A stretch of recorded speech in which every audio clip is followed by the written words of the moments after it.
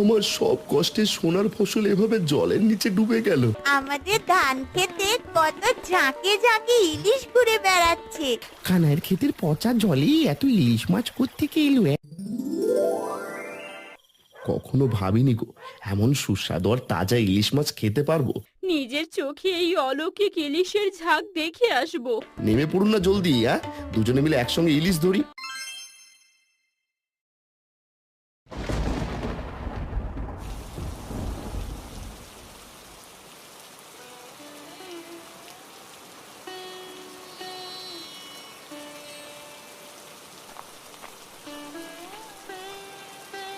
ওগো, আবারও বৃষ্টি শুরু হয়ে গেল।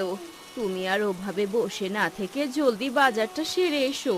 বৃষ্টি বাড়লে কিন্তু আর বাজারে যেতে পারবে না।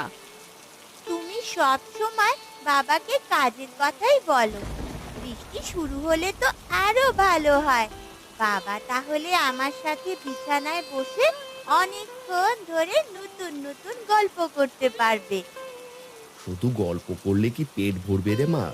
বাজার তো করতেই হবে। তবে আমি অন্য চিন্তায় আছি। ভেবেছিলাম এবার ক্ষেতের ধান বিক্রি করে তোকে কিছু টাকা ঘরে তুলবো, কিন্তু যে বৃষ্টি শুরু হলো কি হবে কে জানে। অত শত চিন্তা এখন ছাড়ো তো। আগে বাজারে গিয়ে আজকের মতো আনাজটুকু কষ্ট করে নিয়ে এসো। পরের চিন্তা পরে করা যাবে। ছাতাটা নিয়ে আসো। মালা, যাবি নাকি আমার সাথে? হ্যাঁ বাবা, যাবো তো। এই বৃষ্টির মধ্যে তোমার সাথে ছাতা মাথায় দিয়ে বাজারে যেতে আমার খুব ভালো লাগে।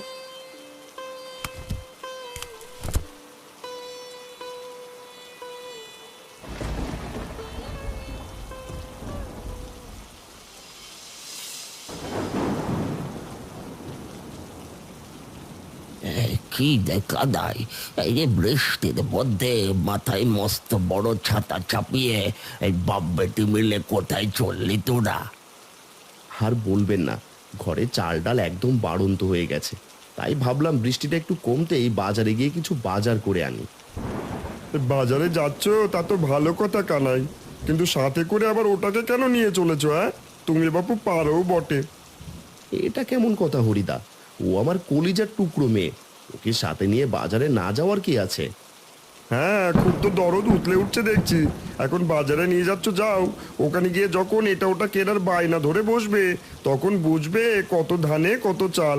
মেয়ের বায়না মেটানোর তো বিন্দুমাত্র মুরদ নেই তোমার। এই হরি, তুই চুপ করবি? সব সময় মানুষ